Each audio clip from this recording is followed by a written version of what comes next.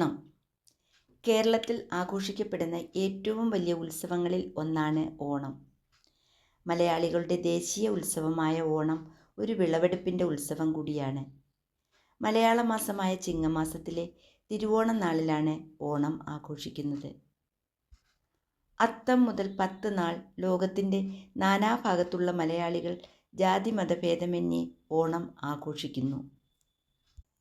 ഓണവുമായി ബന്ധപ്പെട്ട് പല ഐതിഹ്യങ്ങളുമുണ്ട്. അതിൽ മഹാബലിയുടെ ഭരണകാലത്തിൻ്റെ ഓർമ്മ കൂടിയാണ് ഈ ആഘോഷം എന്ന് കരുതപ്പെടുന്നു. ഓണവുമായി ബന്ധപ്പെട്ട പ്രധാന ഐതിഹ്യം മഹാബലിയുടേതാണ്. ഭാഗവതത്തിൽ അഷ്ടമസ്കന്ധത്തിൽ 18 മുതൽ 23 വരെയുള്ള അധ്യായങ്ങളിലാണ് ഭഗവാൻ മഹാവിഷ്ണുവിൻ്റെ വാമനാവതാരത്തെയും മഹാബലി ചക്രവർത്തിയെപ്പറ്റിയും പറയുന്നത്. ഭാഗവതത്തിലെ മഹാബലി അസുര രാജാവും വിഷ്ണുഭക്തനുമായിരുന്ന പ്രഹ്ലാദൻ്റെ പേരക്കുട്ടിയായിരുന്നു. മഹാബലി എന്ന വാക്കിനർത്ഥം വലിയ ത്യാഗം ചെയ്യുന്നവൻ എന്നാണ്. ദേവന്മാരെ പോലും അസൂയപ്പെടുത്തിയിരുന്നതായിരുന്നു മഹാബലിയുടെ ഭരണകാലം. അക്കാലത്ത് മനുഷ്യരെല്ലാവരും ഒരുപോലെയായിരുന്നു.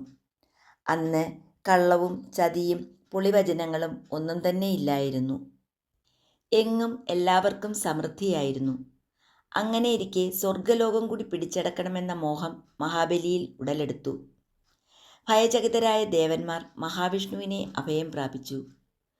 മഹാബലി വിശ്വജിത്ത് എന്ന യാഗം ചെയ്യവേ വാമനനായി അവതാരമെടുത്ത മഹാവിഷ്ണു ഭിക്ഷയായി 3 അടി മണ്ണ് ആവശ്യപ്പെട്ടു. ചതി മനസ്സിലാക്കിയ അസുരഗുരു ശുക്രാചാര്യർ മഹാബലിയെ വിലക്കി. പക്ഷേ വിലക്ക് അവഗണിച്ചുകൊണ്ട് മഹാബലി 3 അടി മണ്ണ് അളന്നെടുക്കാൻ വാമനന് അനുവാദവും നൽകി.